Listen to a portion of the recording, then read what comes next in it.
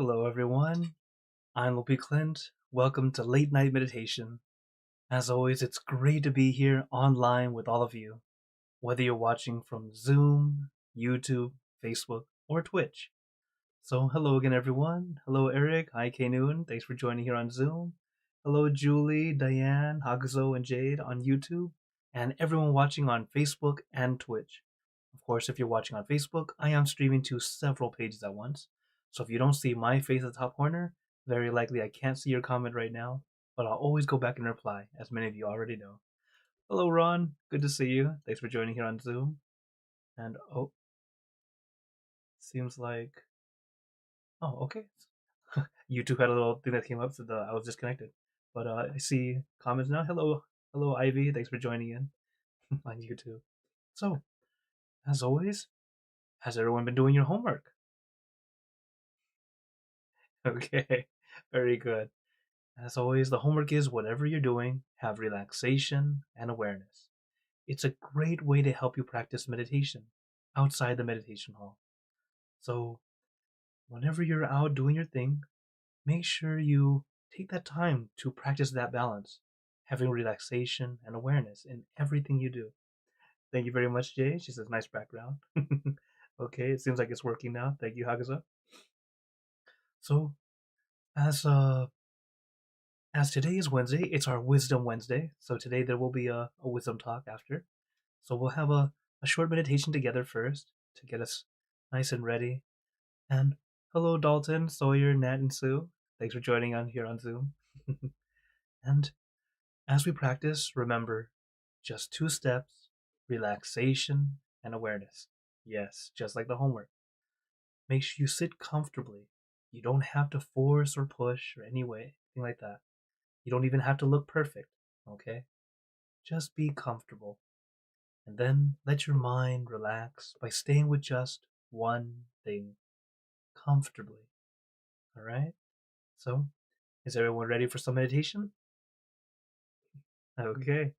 Then let's get into our perfect position, as I like to call it, because it's perfect for you. And when you're ready, gently close your eyes. Take in a deep breath.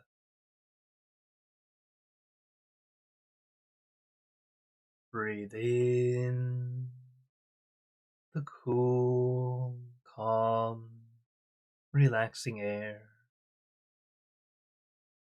and breathe out all your worries, thoughts, and responsibilities. We know that relaxation is the first step. Allow yourself to feel comfortable, at ease, and remember to relax. We cannot force, we cannot push. The more we try to force or rush, the less relaxed we will become. So take your time, take it easy. Allow yourself to release and relax at your own pace,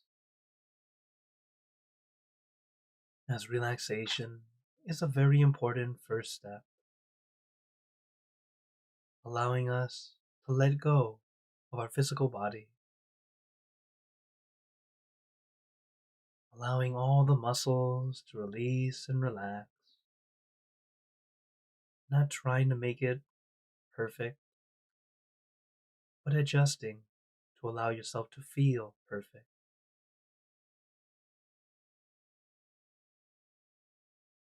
And of course, anytime throughout the entire session, feel free to adjust. It's okay to move. It's kind of like watching your favorite TV show or movie. You sit down, relax, comfortable, or adjust because no one cares how you sit. Same with us meditating now. Don't worry about how you look. That's not the point of meditation. Just be comfortable, relax.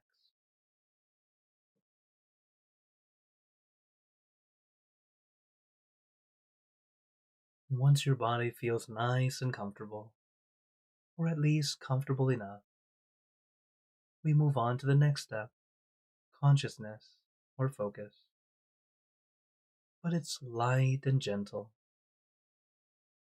allowing your mind to stay with just one thing. This one thing acts like an anchor, a focus point, a way to help your mind stay still, but comfortably. It's a very calming, relaxing focus. It's not stressful. It's not overly intense. It's actually quite gentle, at least when it comes to the effort we put in. Because the interesting thing is, we don't put in a lot of effort, just gently observing. But by doing this, the focus does become quite strong, but it's very sustainable and comfortable, just like the focus we have when watching TV or a movie. You're focused on the screen, just following along in the story. It's a comfortable focus. Same with meditation, as meditation should feel like a mini vacation. It should not feel like work. It's an opportunity to relax your body and your mind.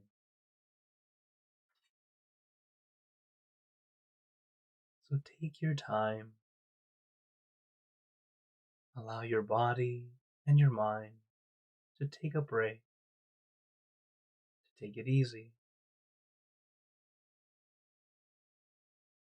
Relaxing the body is something we somewhat know what we're doing. We've had more time practicing controlling the body. To relax the mind is actually quite simple, or quite similar to relaxing the body.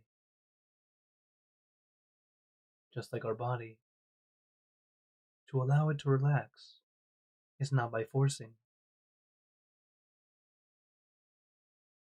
Same with letting our mind stay still, comfortably focused on that one thing. It helps our mind stay still. Our mind tends to feel drained due to all the extra thinking we do.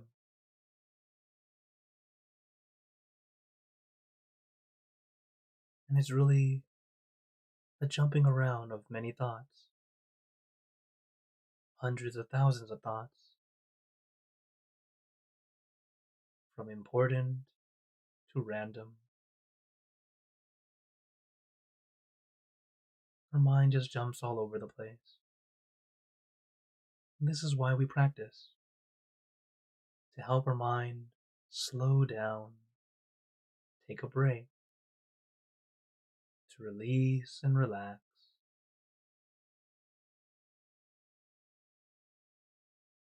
As once our body and mind are relaxed, everything naturally stays still, both physically and mentally.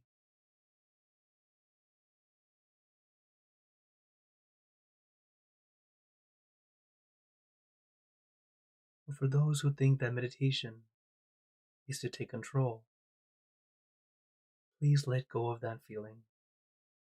You don't need to be in control. What's interesting is when you finally let go, not trying to control, everything falls into place,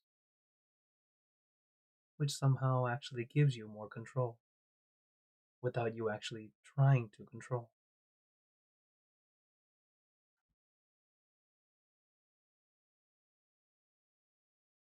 Once we learn to let go or really place down rather than carry. Both body and mind begin to feel lighter, more at ease, as if an invisible weight has been lifted.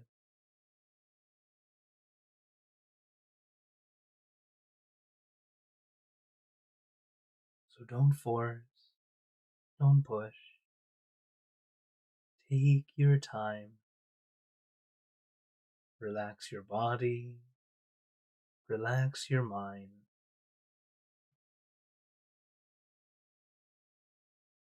Son mo.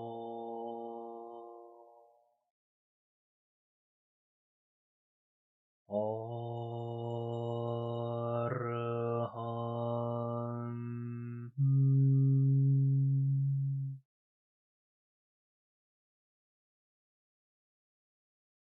Son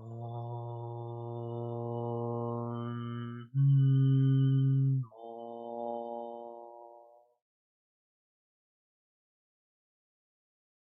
Araham.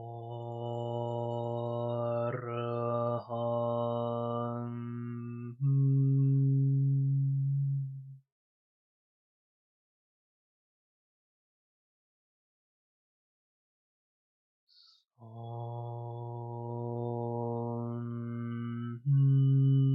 Mo. Araham.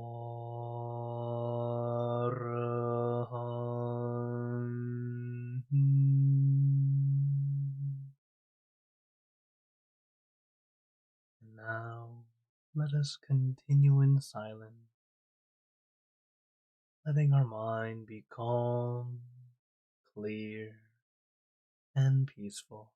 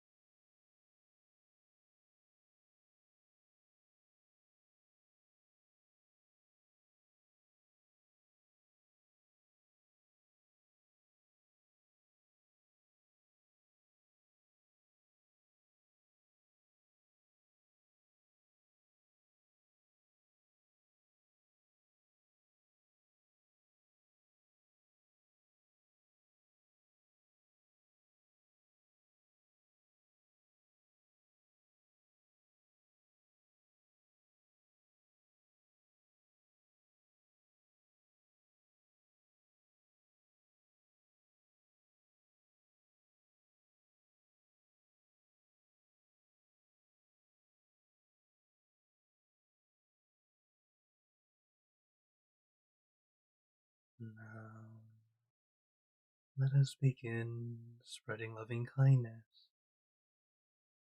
Spreading loving kindness is like spreading out your heart, sending out good intentions to all beings. So let us visualize our object as we have been doing, and imagine that your object becomes crystal clear, clean, and bright. And at the center of your object, there is a bright light. This light is very special.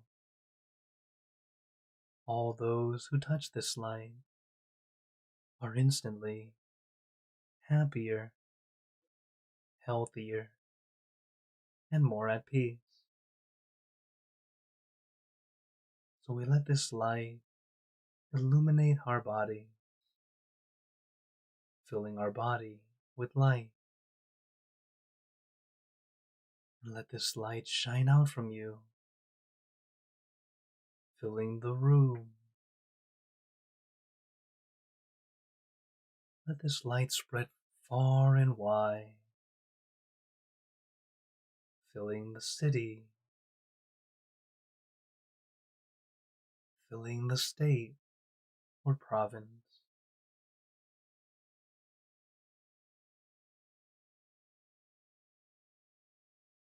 filling the country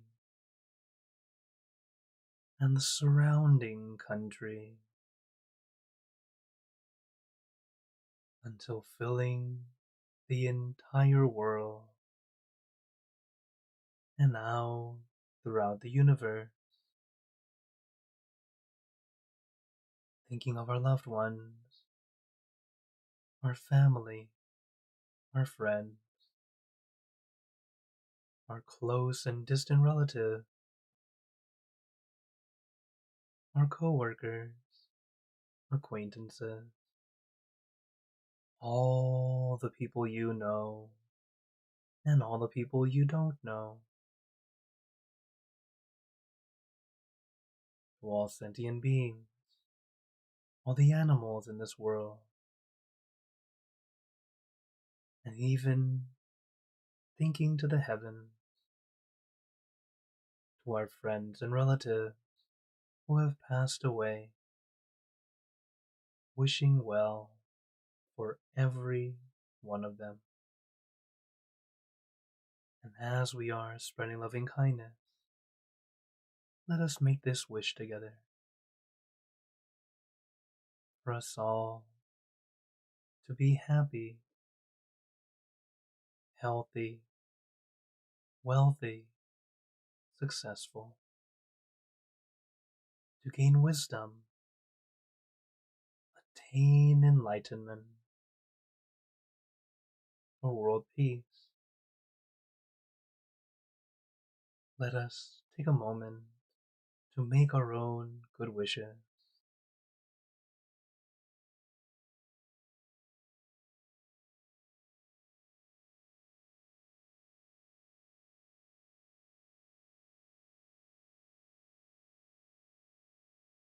Sabbe Buddha Parapata Pache Nanjayang Palang Arahanta Nanjate Jenarakam Pantami Sapaso Sapaputanupavena Sapatammanupavena Sapasankhanupavena Sattha Soti Bhavantu Te.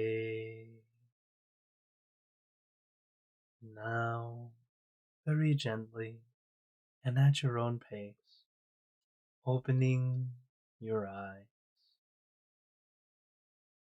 Take your time as we slowly come back. You can take in a few deep breaths, do a little stretch if you'd like, as we slowly come back.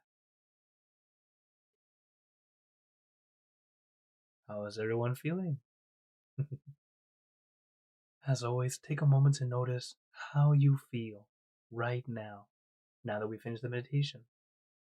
As every time we meditate is either a good session or an almost good session. And I know you hear me say this every time, but it is. It's a good time for us to check and see how we're doing. That way you can see what can you do to keep going or what things we have to adjust because they're not working right now. So always take that time to adjust. All right? Meditation is not as strict as many people and the media make it seem. It's actually very flexible because we are all very unique. And if from outside we're this unique, inside even more complex. So it's even more unique. So we had to adjust to us. Little by little, we find that peace and then we're able to grow. So I hope you all continue to adjust and keep up your practice. So I see more people have come in. Hello, Serena. Hi, Miriam. Hello, iPhone and Maria. Thanks for joining in. Oh, and Akshay, thanks for joining in here on Zoom. Also, hello, Vivi and Chintana on Facebook. And uh, no new names on YouTube, but I see a few comments. So, for today's wisdom talk, I'd like to talk about our parents. Oops. So, what is it that I'm talking about? It's really gratitude to our parents, and I felt that this was a good one to talk about, as when going through life, sometimes we easily forget how important some people are to us. So this one, well, let's just go into it. So when we talk about parents, what is a parent? This is a usual thing we kind of think about. Of course, as native English speakers, we're like, yeah, we know what a parent is, of course, right? But are there different types? What can it be? So, for example, birth parents. So, birth parents are the people who you are related to, quite literally related by blood. They raised you, right? Pretty simple definition, understanding. So, there are our birth parents.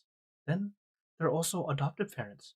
You might not be related by blood, but they definitely cared for you, right? They're the ones who raised you, took care of you. And then, there are also conventional parents, where if you're lucky, your parents are like this, where they're both the ones who gave birth to you and raised you. So if you happen to be someone who had this kind of parents, you are very, very lucky. As we know in this world, there's always something going on. Sometimes, uh, depending on the situation of the parents, where sometimes they can't care for you, so then they have to give you up for someone else, or something happens pretty tragic, and then you're lucky that someone cares for you. So we are lucky either way that we had someone care for us. Okay, so this is something that I always ask the kids. Whenever we're talking about parents, have your parents done for you? And then they all have a bunch of these little answers, right? And they go, oh yeah, oh they fed me, they gave me clothes, they teach me. Oh yeah, there's a bunch, right? There are all these different things, and of course this list is not even scratching the surface. There is so much more than what is on the page, right? Because in reality, our parents have done many, many wonderful things for us. So, there's an ancient quote, and they say that if you use the world as your pen, the sky as your paper, and use the water from all the oceans as your ink, you still can't finish writing all the things your parents have done for you. Okay? This is an ancient quote. Oh, so people have known that it's so very important to think of your parents and to care for them as best you can. Okay? So I have a question for you all. If you were born and left in an orphanage or a temple, would you still love your parents? Now, this one tends to cause a bunch of some controversy, or some people kind of feel like, oh, that's. Some people say, oh, no way, I can't do that. Well, this is something that we learn in Buddhism. So, suppose if someone gives you gifts or money, would you love them? Okay, as adults, most of us be like, probably not. Maybe, but not likely. Uh, Gifts are just gifts, right? But this was a lesson that we would teach the kids. Think about it. Usually we'd be like, yeah, they give us something. So yeah, we'd probably say, okay, yeah, I love them. All right, so they give us gifts. We're like, oh, wonderful. I get something that I get to have and enjoy. All right, suppose it was a gift or money. All right, it could be both or one or the other. So they're always giving you something. Would you love them? Like, to some degree, we might say, yeah, right? Especially for most kids, we'll be like, yeah, definitely. I get something for free. And then suppose, what if they ask for something in return? And you're like, right? You're like, it's a trade. It's like a trade-off or something, right? So it's like, okay, suppose they ask for something quite serious. They want your life. uh, to make it light, that's why the funny picture. Okay, so or they ask for your life. Okay, oh my goodness, no way, right? No one's gonna say, yeah, I'll give my life for money you can give me. No, no one does that. You'd rather live, right? So no way. Okay, maybe that's too much. So let's say, sorry, another funny picture. So instead of life, what about they just said, oh, how about just one leg, right? Let me have a leg. Kind of gross. Just one leg. Just one leg for this for all the gifts I given you. How would you feel? Would you say yes? Probably not. Okay, then maybe that's too much. All right, how about your hand then? Just your hand. Uh, it's still like, no, right? Most people are just like, no, no way. I'm not gonna give you that. Okay. So back to the question before: if your parents left you at an orphanage or a temple, would you love them? The thing is, what is it that your parents gave you? They gave you they gave you our life, right? They gave us the most important thing in the world, the thing that allows us to do what it is, do what we do today, to be here, our life, right? Giving us that chance to grow, as you can see in this picture. That is what our parents have given us. So even though they weren't able to care for us, you may have had a sad story where it seems like they left you or something like that. But many times they leave you because they know they get someone else can help because they're unable to. We're as we grow older, we realize we're all humans. As adults, we're still just we're like big kids. We don't know what we're doing. We just seem like we do what we're doing. We just continue to learn a bit more. So realizing that even though they didn't take the time to care for us, to raise us, they still gave us the ability for us to grow, to even start. So that's one thing that we teach in Buddhism. There's even a story where suppose this they said that if suppose you had your parents live on your shoulders, like let's say your mom was on one side, your dad was on the other side, and you carry them on your shoulders their entire lifetime, and they would eat there, they would need to use the restroom on you because they just sit there all the time, and you clean up and care for them all your whole their whole life. They said if you do that, you still haven't paid your gratitude to your parents. That's how great we look at our parents, how we're very lucky to have them. Quite literally, because if they weren't there, we are not here, right? So back to the story. So how can we show gratitude? That's the thing. How can we show gratitude? Well, honor our parents. How can we honor them? One thing is showing respect. Okay, there are many ways of doing it, but start with showing respect. Like for kids, this is because I do this with kids a lot. Cleaning your room or your house, taking time to care for them, cleaning that area. Even just suppose you're caring for your parents now, then you can do something like this too, helping out around the house, do chores, this and that. You know, as a kid, your job to do your best at school. You know, Parents are always so proud and happy seeing their kids succeed. They always want every parent wants their child to do better than them. Okay, uh, but as long as you do your best, they will be very happy. Another thing is, help whenever you can. Help your parents whenever you can. As adults, uh, visit them here and there whenever you can. If they've already passed, we can share merit. Okay. So another thing is to protect your parents. Now, what do I mean by this? It means like help alleviate the stress that they have. So as a kid, by helping clean up your room, you're already helping them de-stress. By caring for them, or for example, as we're adults, we can share wisdom with them, share dharma, if they're open to it. Okay, because wisdom is great, but if they are not open to listen, then little by little adjust, right? But at least help them lower their stress, whatever is stressing them out. Do what we can to help them. Okay, do what you can. Another one is, um, as they get older, it is our time to take care of them. So, in a lot of what's the word? A lot of cultures, they would care for their elderly. Like as the parents get older, the children tend to care for them, and then they go on. It just it's a cycle of helping and caring for each other. So, as we ourselves get older, we start to realize our body's not moving the way it used to. It's not doing what I want it to. And I know from knowing many elderly people, they tell me, "Yeah, I know my body can't do what I can, but inside I'm still a teenager." The mind is still young. You're like, you don't feel. No one feels they're old. They just they just are. It's like your body just doesn't do it like it used to. Okay, so we care for them when we can, and of course, help whenever you can. And if they're still around, find time to help whenever you can. Okay, because helping them out can be both wonderful in literally helping them with what they're doing, but also giving them companionship and help on being able to see each other is always nice. And lastly, oh, so we respect them with goodness, we protect them from stress. But there's actually one more thing we have to do. We have to guide them to heaven. Guide them toward heaven.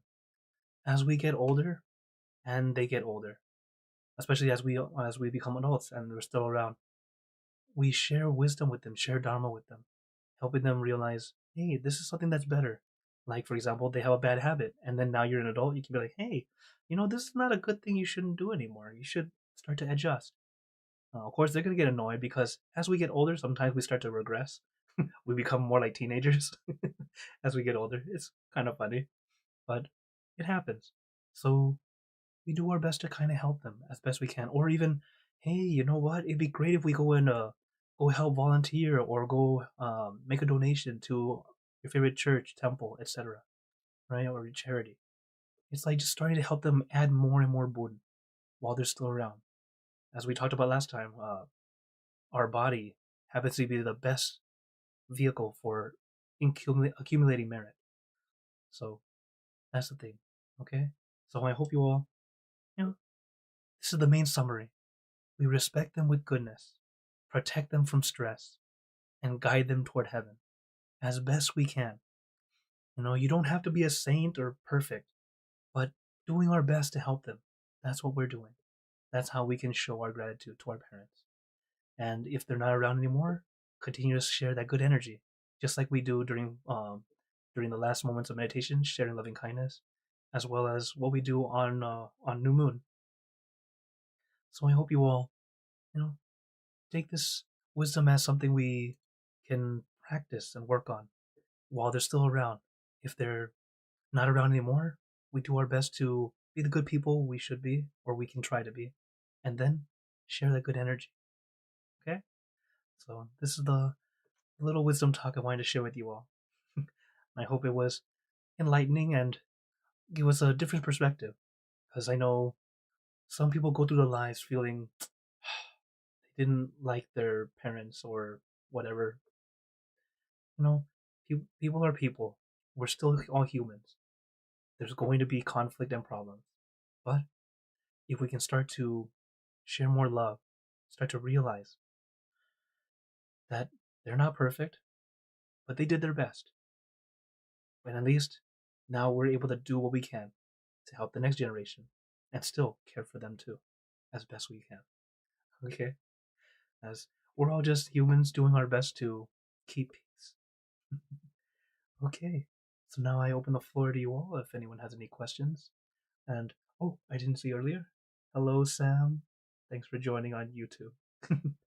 Okay. And so uh oh, all right, so I got a question here on Zoom first. Then Kinun's asking, why does Buddha in some representations have long earlobes with some sort of head covering? What do they represent? Yet other representations show Buddha as bald with no head covering. Okay. Um it's a very common misunderstanding. So what it is that for the Buddha, he actually never shaved his head. It so according to the scriptures, and because I wasn't there, so I can't tell you like from personal experience. But according to the scripture, it said that after he cut his hair, it would naturally curl in such a way that it would stay like that. And um, and sometimes in different statues, you'll see like an like almost like they try to make a crown kind of thing, like an aura, because they're trying their best to interpret the wording that they showed. The earlobes actually, he did have, from my understanding, he did have large, long earlobes. As it was a mark of a wise person. There are, I think there are 18. I'll have to go back and research. But yeah, there are many marks of a wise man or a great man, uh, or really you can say great person, and they have a lot of these different things. Uh, I don't remember exactly why each thing. That can be something for another time. But thank you, Kaden, for that question. And why are some of the Buddha statues bald? They are not actually the Buddha. They were what we call arahants, or um, arahant is like a disciple who has reached enlightenment. They were pretty much other monks that were followers, and then they were able to reach that high level. Sometimes you'll see uh, it would be the arahants are the ones they usually like to make statues of, but sometimes we make statues of our masters, and then as you see as a Buddhist monk, sometimes we uh, see everyone worship and show respect that we can accidentally understand it as misinterpret as it's the Buddha. But yeah, also in museums sometimes they label it incorrectly. Very rare. They're actually quite good now, but yeah, sometimes it has happened.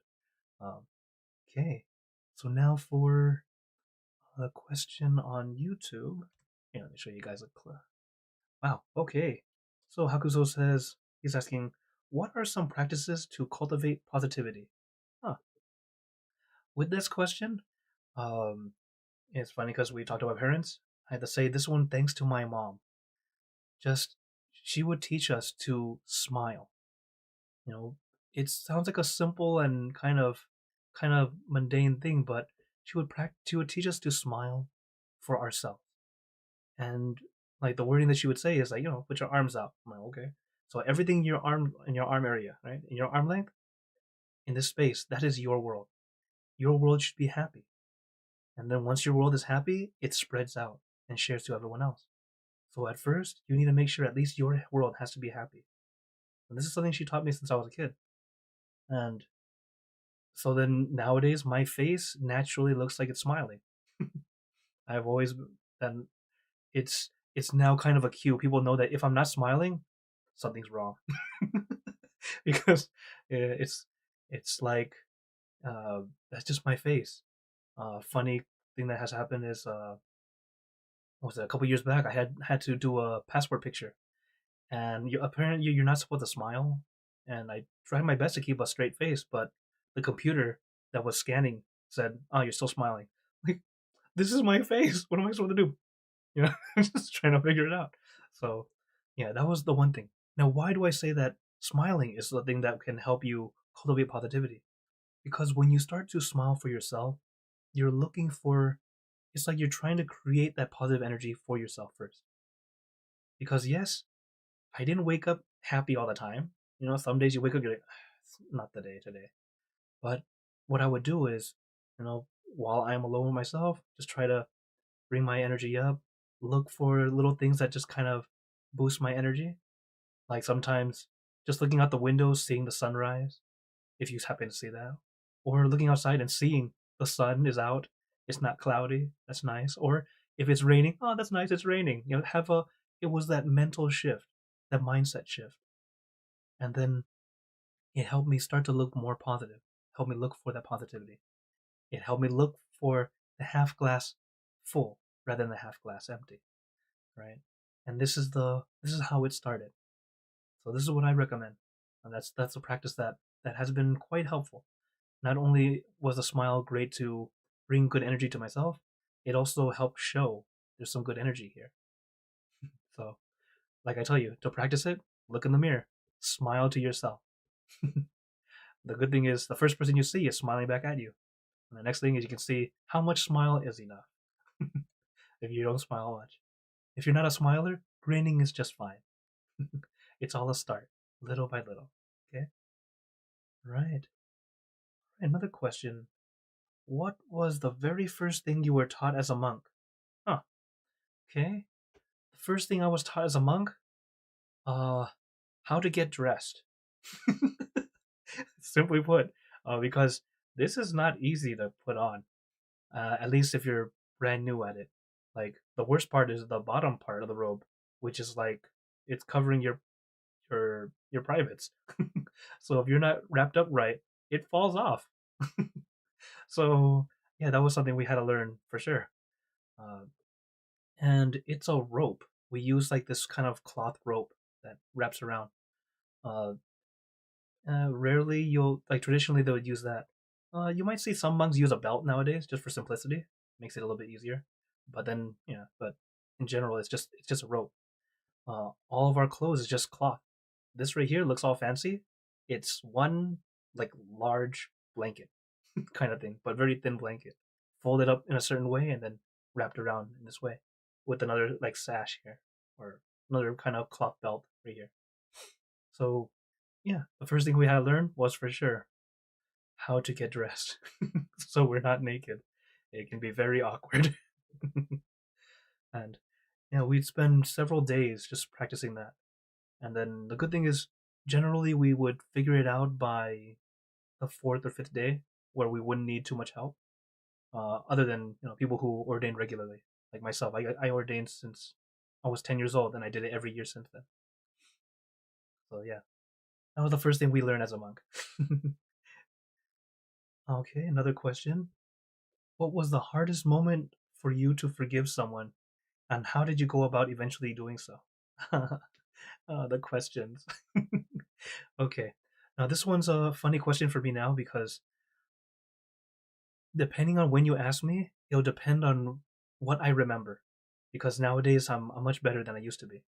So, at this moment that I remember was this one time where I had to deal with someone internally. So, and we were working on trying to do something good. So, but then we were arguing over how to do it right. So it's like we're pretty much arguing to make it better. But kept on it kept on going from trying to improve the work to suddenly personal attacks. It was weird. It just kind of jumped back and forth into weird. Yeah, people are people. Right? And at that time, I got really angry. Good thing is I didn't attack back, but it was just like really angry, really frustrated. What I did, because we had to see each other all the time, was to one, make distance. So not be there, not to physically move myself out of it when able, and then try to stay away first. Why? Because at that time I'm too heated. I'm a fire. So if it's fire and then the person is like oil, it's just gonna fan the flames and make it much worse. Right? So distance first. That was the first thing I did. After that, it was practicing to start letting go. Start going, it doesn't matter. At that time, very truthfully, I was just saying F it. Just nah. That just very this is very human and very true. It's just that's just how I did. Just F it. Don't even care about it. Let it go. Like that was the way that kind of helped me smack myself out of it. At least when I was away. And then I would have to keep reminding myself when we were around each other. And then I started to practice a little bit more to help me up. Also the meditation, and I had some time to really meditate as well as a good friend who I get to vent to. Venting is a good thing to do. Don't hold it in. So I vented to a friend, another monk friend, and then it was like I became a fire and he became the cool water for me to help cool me down. Uh, and what's funny is when we flipped, when he became a fire, I became the cool water for him. So it's good to have a good friend, a virtuous friend with you, or at least a friend that you can contact. So little by little, started to calm down, and then I was able to level down a lot easier. Or it wouldn't turn into a crazy fire anymore. It would just be like, oh, okay, that's just how this person is. I didn't take it to heart. I didn't take it too seriously. Just kind of, it's just information. Okay, sure, sure. All right then. So it took some time, but I was lucky. I had a lot of support right there with me. Because living there with the other monks, and then everyone kind of helping me chill out. Being the youngest monk, and when you're young, uh, you know, early 30s, still a kid, a kid in an adult body, right? So, or really a teenager in an adult body. So it's like starting to be able to let go and learn. So that's how I was able to eventually do it. So I I hope that was helpful information. Oh, any other questions or wondering today? Yeah, maybe we should have a day where we just have Q&A. I might do that on the last week before I go, as a reminder. Um, this is the schedule for the rest of this month. So, oh, that last Wednesday is April 1st. So, uh, so yeah, we can have that be our Q&A day, uh, just before I go. But yeah, that way you guys know that we'll have a day where we can just just open up to lots of questions. And yes, don't worry, you can ask personal, interesting questions. If it's too personal, I will pretend I can't see it. But in general, I'm pretty much an open book. I really don't mind sharing. Now, because I've been very fortunate. I am still fairly young compared to other teaching monks, but I was very fortunate to have a lot of interesting, valuable lessons that I got to learn from all the adults around me. I was one of those kids that just loved to listen. So, like, every adult loved to just talk to me. So I got to learn a lot of different things, lots of wisdom, a lot of I got to learn a lot of experiences that they had that I didn't. But because I got to hear it from them, it gave me an idea of what would be a better way to do it when it came time for myself to deal with it. So, yeah, if any kids are watching, I recommend listen. Listen a lot. Adults have a lot to share if you give them the time to listen. So, yeah, then if no other questions tonight, then I'd like to give you all a blessing before we go. May you all be blessed with happiness, good health, wealth, success in your lives. May you be surrounded by good friends who will always guide you into light, in times of darkness and in times of need. And when you close your eyes to meditate, may you attain inner peace easily and quickly in every lifetime. So thank you again, everyone. Have a wonderful day or night wherever you're watching from. And remember, a smile a day keeps the stress away. So everyone keep smiling. Let's brighten up the world together. So for everyone on YouTube, Facebook, and Twitch, see you guys next time. For those on Zoom, feel free to stay longer if you'd like to chat. Take care, everyone.